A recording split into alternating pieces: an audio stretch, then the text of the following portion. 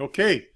Well, good morning, good evening, good afternoon, depending on where you are. Dani Beit-Or here. I'm going to talk about real estate investment. I know this is on my main page, my personal Facebook page, and we are recording this on audio, the screen. Facebook records it anyway. So I like the fact that you're joining me. If you are here because real estate investment is what you're interested in, by all means, please stay. If you're just a random visitor and you're just kind of checking and seeing what's going on this Facebook page, you're welcome to stay. But I'm telling you, this is we're going to talk about real estate investment. So if that's of an interest to you, you're most welcome to join. This session is actually for you guys. My favorite thing is that if we have questions, you can post them about rentals, about flips, other types of investments. Of course, I'll do my best to answer if I can. So by all means, use this time for your own sake to learn, to ask questions. Also, I wanna, after doing so many of those sessions, people that I meet, in person, come up to me and say, "Oh, I saw your session on the recording. I saw you here. I saw you there." So for you guys who are actually, I learned that a lot of people are watching the recording and not the live session. For you guys who are watching the recording, by all means, if you have a comment or something you want to ask about, you can post it. I'll try to respond to it, even if you're posting, post-live event. So no problem. Also, I want to mention that every session we are recording here is being, is being recorded and uploaded to YouTube and uploaded as an audio to our podcast channel as well. So we are on iTunes with SimplyDoIt and other podcast channel. You are most welcome to subscribe and use that information or benefit from that information on the go. And two other things that I wanted to say before I start talking about today's topic is that we have our next month and a half speaking schedule set. So I'll be speaking giving live sessions actually in the room, in person in LA. I'll put it here. So we're going to be in LA on Tuesday, the 20th of February. In Orange County on Thursday, Orange County, Irvine on the 22nd of February. In San Francisco, the city of San Francisco, Tuesday, the 6th of March. And in Sunnyvale on the 7th of March. It's a Wednesday. If you are watching this and you're not on our database and you want to get informed about those events, because we usually mostly tell, inform about them through email, please send us an email here or some other mechanism, and we'll be able to add you to our database so you can get the information in. Good. So remember, questions on the live, questions or if you watch the recording, no problem. Feel free to post them, and I'm going to get started. What I wanted to talk about today is something I see every once in a while when I speak to investors, and they're telling me what the reason they actually invested in a certain area or considered investing in a certain area is the fact that someone, their friend, went and invested there. And for me, it always struck me as an odd thing to do. Why would you go and invest in, let's say, Austin, Texas? I'm just going to pick on Austin. I have nothing against Austin. But why would you go to Austin, Texas? Because your friend may have invested there a year ago, maybe even 3 years ago. I mean, what's the point? Why are you doing this in the first place if you're just going to follow someone else, and go to Austin or any other market just because someone went there? What? They know the agent and that saves you the trouble, and for that reason you might as well go and use their agent. For me, it always struck me, as a very strange thing. Someone would go and follow, not really think through what they need to accomplish, what's their position, what their concerns, what their fears, and just go and, everybody's going to Austin, I'm going to go to Austin. One of the markets I'm hearing about a lot recently, I don't know what happened, maybe it has to do with the Amazon HQ2 that they're talking about, is Atlanta. And I don't know if it has to do with it or not. By the way, everybody that says Atlanta or any other market is a winner. That's completely wrong. Amazon, announced the 20 finalists shortlist. They haven't decided which one just yet. A lot of people think Atlanta is a really good fit. I agree. I think there's a very good fit as there, but I don't know if that's the case. But I will tell you this, and please forgive me, all my Atlanta friends, my Atlanta colleagues, my Atlanta investors. I'm just going to tell you this, guys. For example, there's a buzz going on about Atlanta, which is fine, right? My investors who are active in Atlanta, most of my investors who are active in Atlanta, and myself already, are doing the following when it comes to Atlanta. We are pulling out. I am done with Atlanta for rentals, right? Never say never, but I'm done with Atlanta. And you know what? My investors that bought there in recent years are doing exactly the same thing without me telling them. The reasons we are done with Atlanta is because in all my years, right, of operating and investing individually with investors, many years, Atlanta has been the most challenging market for tenants. So or altogether issues that we don't see anywhere else. In Atlanta, it's not a bad market, but we see many more problems with evictions, not paying on time by tenants, many more than other markets. We see theft much more than any other market, vandalism much more than any other market. I, as an investor, don't like this pattern of an area that has so much noise in the system. I'd rather buy a low-income house in Oklahoma City than an upper middle class in Atlanta, as an example. And this is exactly brings me back to the herd mentality, right? Why would I want to follow the herd when the herd, by the way, the herd doesn't necessarily always know what they're doing. They're maybe following someone else and following someone else, right? We've been investing in Phoenix during the recession, right after the recession, 2011 and 12, maybe 10, 11 and 12, maybe 13, maybe 13 as well. And in Phoenix, the Metro Phoenix, we started pulling out when the numbers just didn't make any sense anymore, right?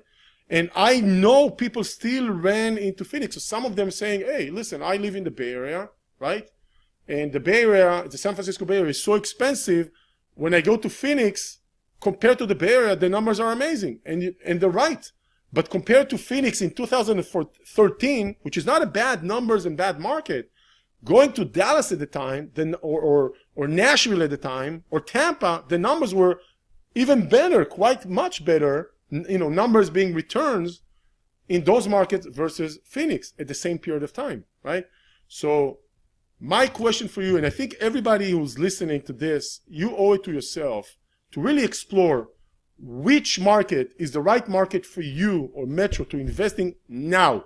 Not in a year, not a year ago, right now, okay? And if you don't have a clear formula, and I'll share with you my formula, you should put one together, right? You should put one together and follow that.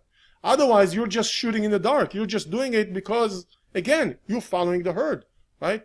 So let me give you a few things. I put them in the notes here, or in the topic. But a couple of things you want to consider when investing, when choosing an area. Number one, right? Number one, first of all, drop all your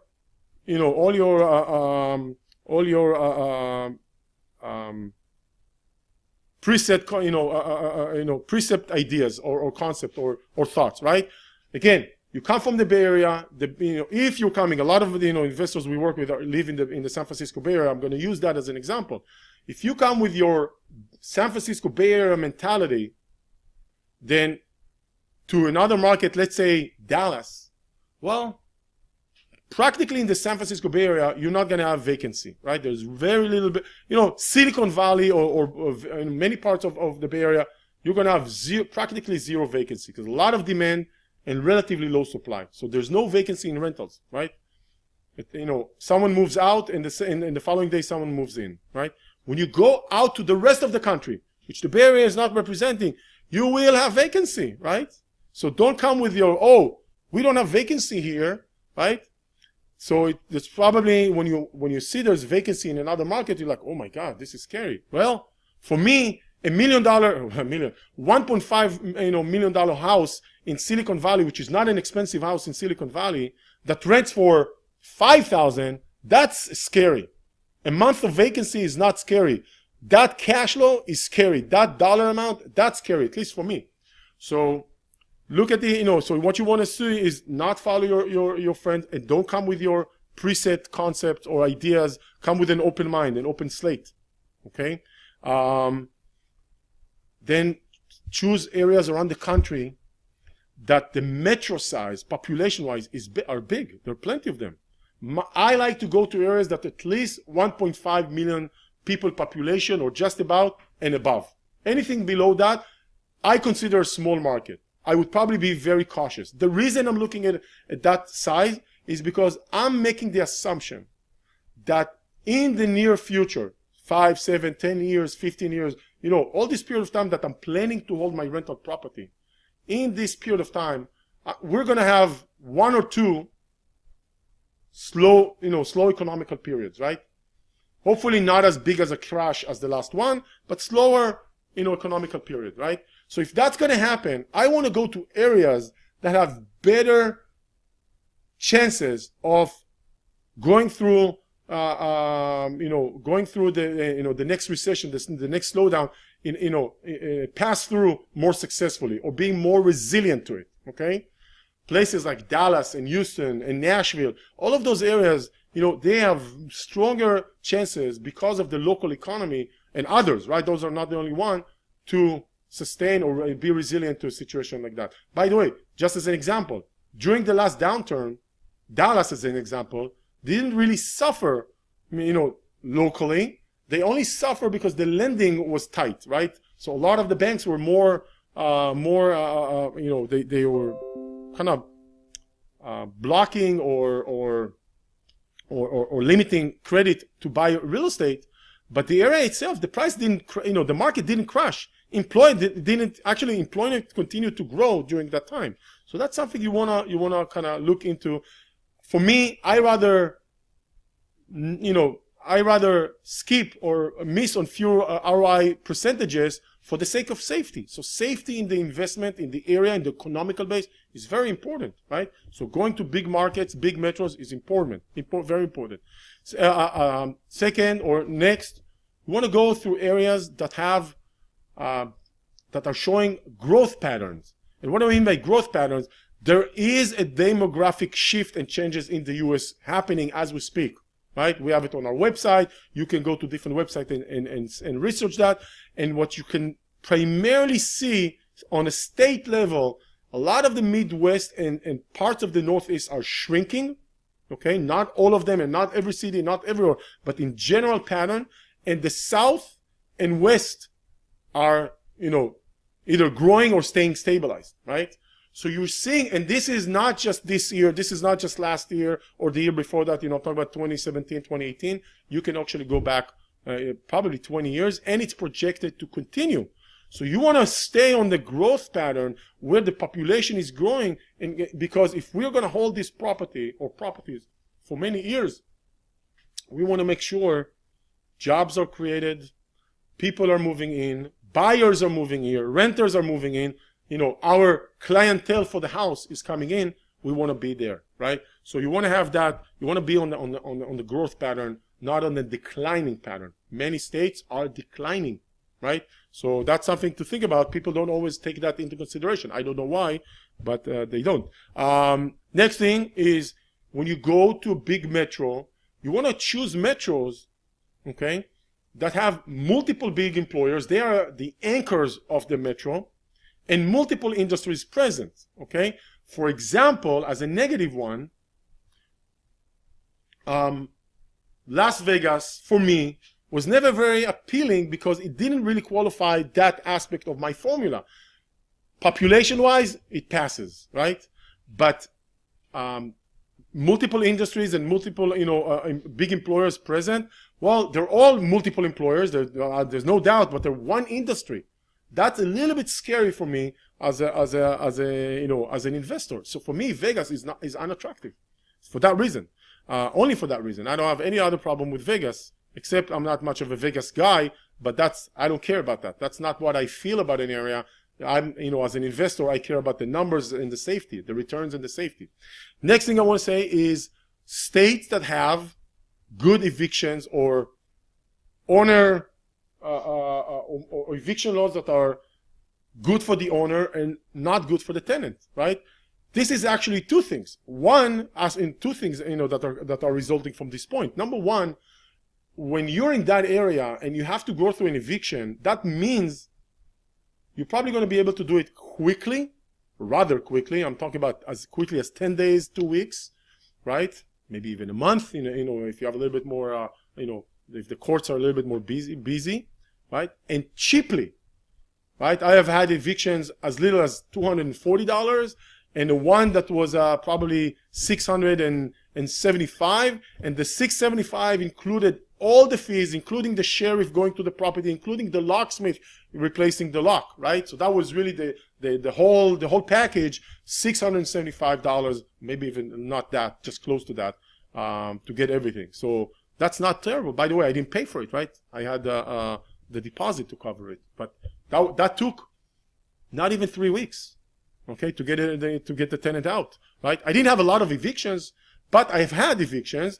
And by the way, if you're in states that the laws are favoring the landlord, it not only that it helps you if you get to eviction, but it actually helps you before that, because the tenants know the state is landlord friendly and not tenant friendly, and that creates a setting where the tenants typically want to avoid problems,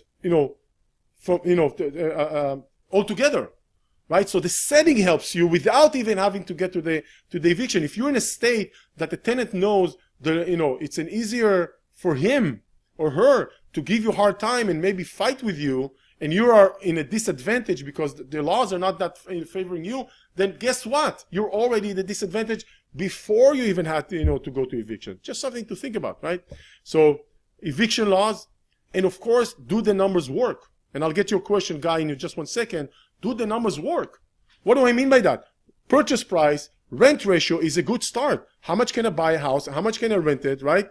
If I know that in the Bay Area, that percentage is maybe, 1.3% from the purchase price is the rent per month, I'm looking for more like 3 times that. I want to be in a 1%, ballpark. So that means, an example, $150,000 home, I want to rent it about $1,500 a month. Just as the rule of thumb. Now, I will check it more in details per market, because not all the markets are showing, will deliver the 1%, but I want to be able to, to look at it not just percent-wise, but also what will be the actual cash flow. So I will go through an exercise when I'm entering a new market. I will probably check anywhere from 6 to 15 different properties, different price ranges, different areas, to come up with the numbers. By the way, I have, to see not just what the rent ratio is, but actually how much cash flow I'm getting from the property. Okay, and if I'm not hitting this, say $150, $200 at least, I have a problem with that. That's for me, something. If I'm not at a positive cash flow, even a small one, I have a serious problem with that. By the way, about a month and a half, 2 ago, I did an exercise analyzing Portland, Oregon. Portland, Oregon is great. I love this area. It has everything I'm talking about in the formula, fits the bill, except one. It's a little bit expensive, relatively to the San Francisco Bay Area, and maybe Seattle is not, but a $300,000 to $400,000 home with 20, even 25% down, based on my analysis, delivers a negative cash flow and not $50, right? So for me, Portland works on everything except one.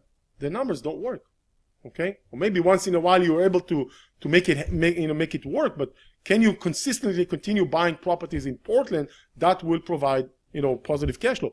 My analysis, which was multiple properties, 25% down, 30 years in mortgages, trying to make it happen, multiple areas, not just all in one area. I took, samples, and they all were in negative cash flow. Not a bad market at all, just not very good for cash flow. Sorry, maybe 2 years ago. See, again, going back to the herd, maybe your friends that bought in Portland and were very happy, they bought it for $250 and it's cash flowing. It's now worth, $350 or $395, whatever, and it's cash flowing. Yes, absolutely. But they bought it 2 years ago. Big difference. Don't follow the herd. It's too late, maybe, to go there right now. Okay, I'll give you another example in a second. Maybe I'll talk about Boise, Idaho, but I see a question coming in. So I have one question so far from Guy. St. Louis, Missouri. Is this market growing? I don't know to tell you for sure. I haven't checked. I've looked into that, but it has been a while. St. Louis, Missouri is, I would say it's kind of my watch list, but lower. I have other markets I want to get to before. It's again, this is not, you want to, Guy, take my formula, check those things. You can, it takes some, legwork, but you can do that. If you want to. It requires a little bit of time, and see if the market is growing. By the way, state-wise, it's not in a growing state. Could be that St. Louis is growing within the state, but state of Missouri is not in a growing state. It's actually in the, I think, as much as I recall, in a either stabilized or declining in population state. So you wanna check into that. I don't know. It's been a while. I don't want to give you an answer without knowing, the details. I would research those things before making a decision, right?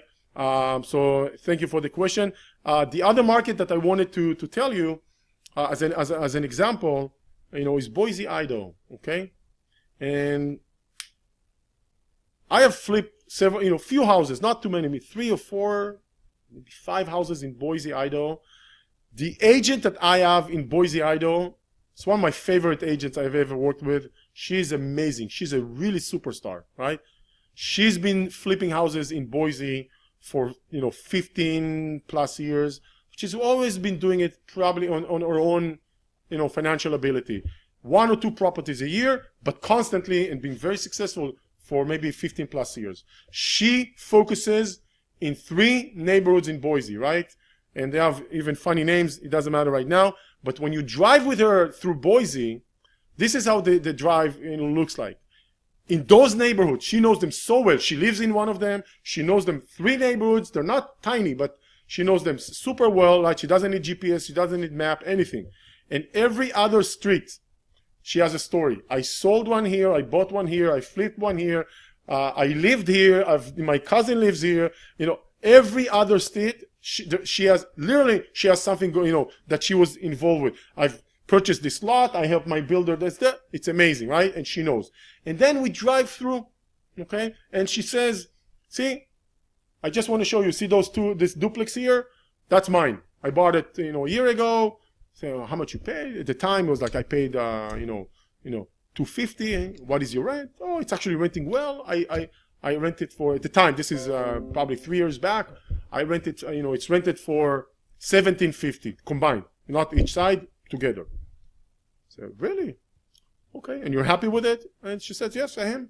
So listen, I don't wanna really discourage you, but in my world, a $250,000 house would be much newer than this one. This is an older house, right? Good area, no doubt about it. But I would probably rent it for $2,500 a month or so. Quite a bit more. It's like, really? But she would never go and do the leap of faith of going to another area because she feels she's a real estate professional. She knows the area. She gets, across opportunities. It makes sense for her to do it. But she was really amazed that how much better we're getting, rent in another market. So for me, the numbers didn't work, right? Now, Boise is about 850,000 people population, metro. I'm thinking of maybe giving Boise a little bit more credit. So population doesn't work. Rent doesn't work. Prices is got to be very expensive in those areas. Not a lot of big employers. So for me, for example, Boise is a cute area. It's nice to come, maybe to live, maybe to vacation. Absolutely. But just because I like it, it doesn't really fit the bill for almost anything on probably most of the main things on my formula. So I would not go and buy rental properties there. I would flip there gladly. I have. I wish I could continue. The number's just not there, but I wouldn't, I don't flip there anymore because of that. So I'm just giving you an example. You want to use my formula? Go ahead and use my formula. If you're not using it, create your own. If you're not sure about your formula, create something. Call it version A, version B, and refine it. You buy your first one, you stop for a second, maybe a few months after you purchase it, say, okay, what worked, what didn't work, what do I need to refine? And you move on, right? And you get, it took me some time to refine my own formula. That's fine. It's not something that comes overnight. But you know what? My request for you guys, don't follow the herd. The herd being your friends. Just because even if your friend bought a month ago in Austin, that doesn't mean you need to buy there too, even if it's only been recent, because maybe budget-wise, you're not in the same place. Maybe the concern he has are different than yours and you want to mitigate them differently.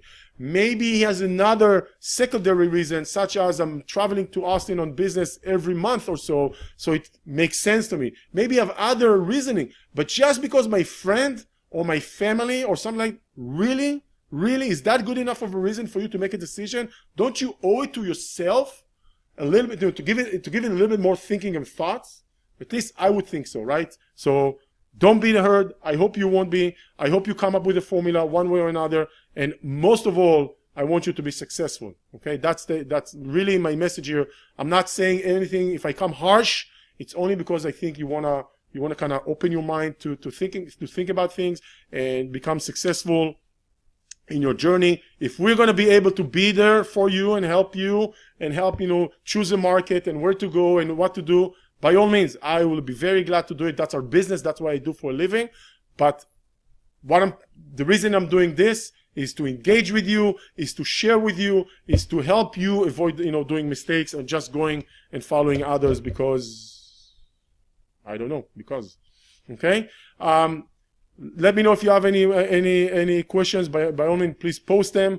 I'm going to say again that while we're posting, if you're waiting for your questions, we have a short and simple and quick and nice ebook that that's available for free. It's an easy read. We've put a lot of common sense and information there. So I just put the link here. You can download it. Doesn't cost you anything.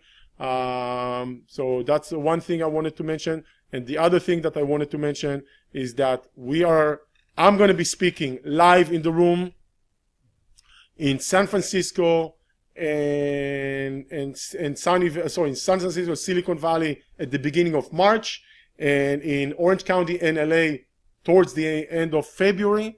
If you are not on our mailing list and want to be informed about the details, please send me a comment, send me a message, a private message, somehow get in touch with us so we can add you to our email list and you can participate. When I go out and speak, I don't do it as much as I used to do in the past. We're talking about easily an hour and a half plus questions of session, and I teach. So this is my style. I don't go out there with a sales pitch. I really teach, explain. I go into much more details about everything that I just explained now, much more. I'll wait another 20-30 seconds, see if there are any questions coming in. And if they're not, I want to thank Guy who asked a question. Guy, thank you very much. I know I owe you an answer on a personal level, so I will get to that. Just haven't had a chance. Thank you for taking the time. I know it's late where you are, so I really appreciate all of you guys who are, I see some of the names that are based in Israel. Thank you guys. Friday night, taking your time from your maybe family or your own Friday night, relaxing and spending it here. By the way, along those lines, if you think that a better time, a different time of the week is better than Friday morning, and you want me to take a note of that, by all just say so. And Danny, we would love to do it Saturday.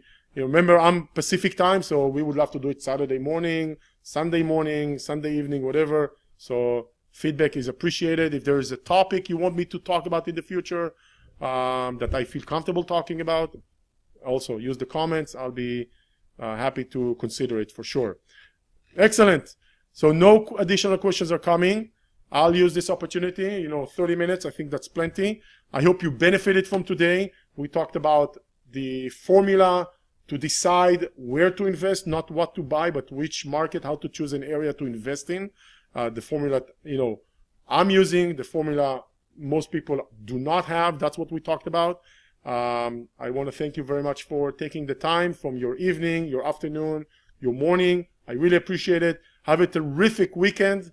And I hope to see you at either one of our events, or get in touch with us for a one-on-one session. Whatever works for you, that's fine. And the most important thing, be safe with your investment and be successful. Have a terrific weekend, everyone. Bye-bye.